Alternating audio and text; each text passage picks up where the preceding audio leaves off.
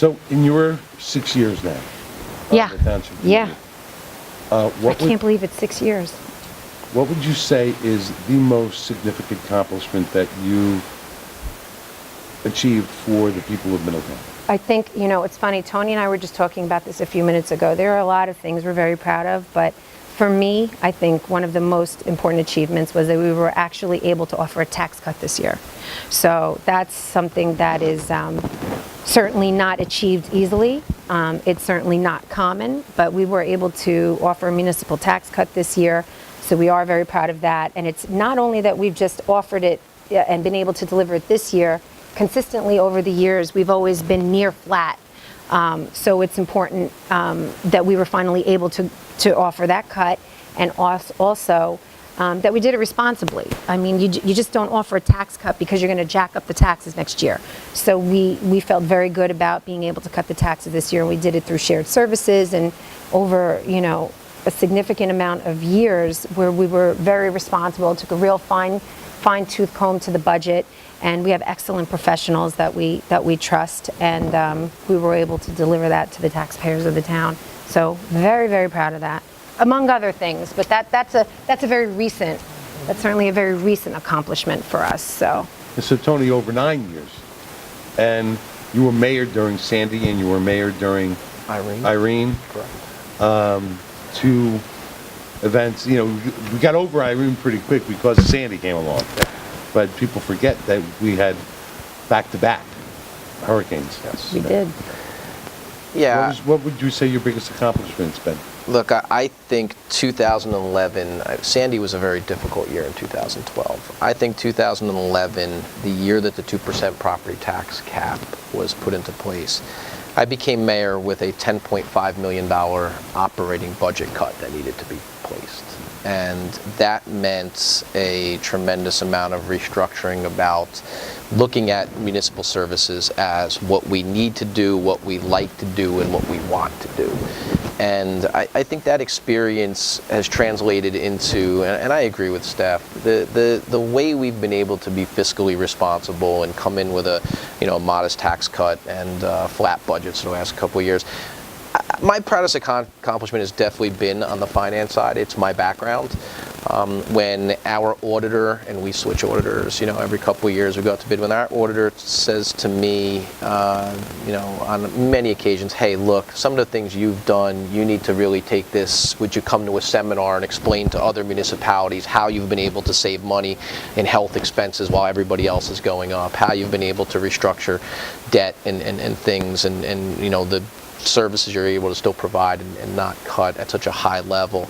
That makes me feel good. It makes me feel like I am doing the job and bringing my skill set to the community. So, so if I get this right, the independent auditor has asked you to speak in other municipalities? Yes. Because you've been able to keep the budget flat, reduce taxes, Implement cost-saving drivers that other municipalities without reducing services. Correct.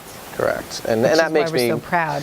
That makes me feel good. But I think the other big accomplishment, again, as a father and as a resident, being able to work with a tremendous administration in our police department and our emergency services to be named multiple years, not only as one of the best places to live by Money Magazine, which has happened a number of times, but also one of the safest places to raise a child 2 years in a row. That means a lot to me. It should mean a lot to every parent.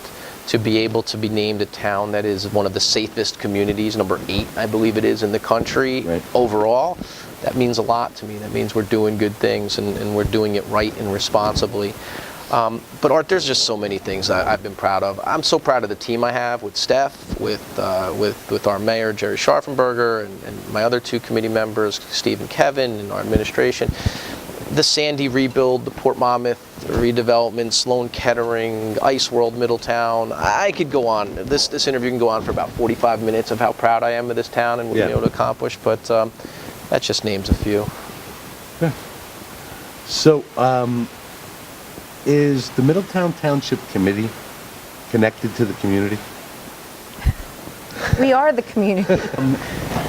I really appreciate the time that you've taken, and if you're still watching, thank you for hanging in there, and especially Middletown residents getting to know your town leaders, 2 of the 5 of them. And as you look forward, assuming that you're going to be reelected on November 7th, what is it that you want to accomplish in the next 3 years? Well, I mean, briefly, I think it's a continuation of what we've been able to accomplish. We must continue to execute our services at the highest level and the most efficient way. We cannot afford to waste 1 penny of taxpayer expense because, look, the property taxes in New Jersey are ridiculous. They're high, and we're not going to add to that burden if we can help that. And secondly, I think the part to that is we need to bring in more business and economic development to help offset that cost. So I think the Port of Belford is vital. I think that's a project that, if done correctly, and I'm sure we will do it correctly and execute properly, we will provide tremendous benefits to our Route 36 and Bayshore corridor, which will help home values, which will help economic prosperity for not just Middletown, but the whole region. So those are the 2 things that I'm very focused on for the future, amongst a whole litany of other things that I think we can do to continue to enhance the quality of life here in Middletown. Steph, do you have something you want to add? Sure. Just to something very near and dear to Tony's heart as well as mine.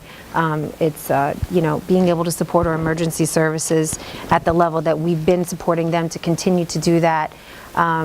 We've just about a year or 2 ago, it was a very long time. It was a very arduous process.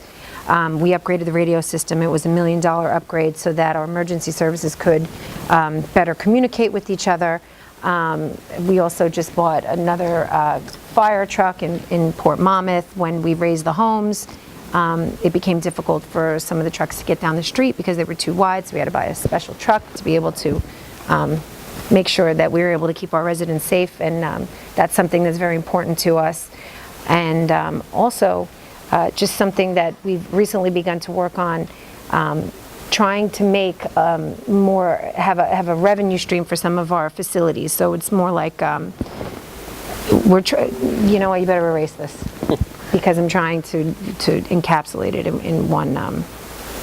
We've recently changed some ordinances to allow our facilities to be utilized, so perhaps we can get a little bit of a revenue stream in there.